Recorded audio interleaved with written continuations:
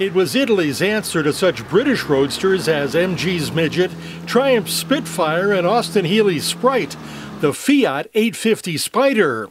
Jerry Roth of West Cornwall, Connecticut, has owned one for a quarter century, having first lusted over the model when he lived in France in the 1970s. A retired doctor, Roth picked up the 1968 model from a patient for $500. The windshield was broken, all the windows were broken, everything was dented, it was rusted. A two-seat convertible with a 903cc engine in the rear, what the Spider lacked in power, it made up for in looks once he got it restored. I think the real calling card for this car is that it's a Bertone design and it's just classic, beautiful, clean Italian styling. Roth has upgraded the Spider over time. The hardtop I bought about 15 years ago. It was on eBay and was not in good shape. The liner was torn, there were some spots of rust, but the factory hardtops are relatively rare. So I bought it and it sat in my barn for a while, and this past year I retired and my wife said, well, you know, now you've got some spare time, why don't you do the little things to the car that you've always wanted to and get the hardtop done? Another add-on element can be found in the passenger compartment, a Roosevelt console. In the eastern United States, one of the big import dealers was Franklin Roosevelt Jr. He was a racer, raced Fiats, but also had a dealership in Long Island. And that particular dealership had a few dealer options for new purchases. And one of them was, it's now called the Roosevelt console, but it's a console that goes from the dashboard down to the center console.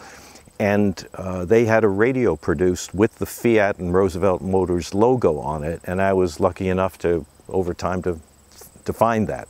So that's very rare. I actually have not seen one of those in 10 to 15 years.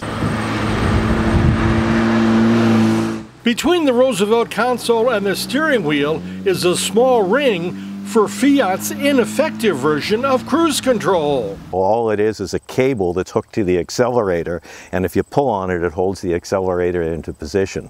So it's rather primitive, and I really never use it. Fiat introduced the 850 Spider in 1965, and it lasted into the early 70s with a few changes along the way.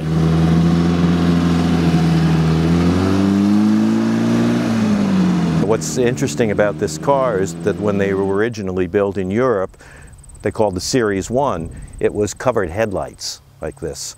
The cars that were imported in 1967 and 1968 to the United States started with the covered headlights, but in mid-1968, because of DOT rules, the cover wasn't allowed anymore, and it was just a vertical light with nothing in front of it.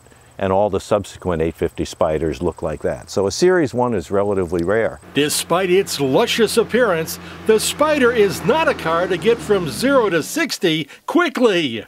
How much time do you have? It depends whether there's a good tailwind or not.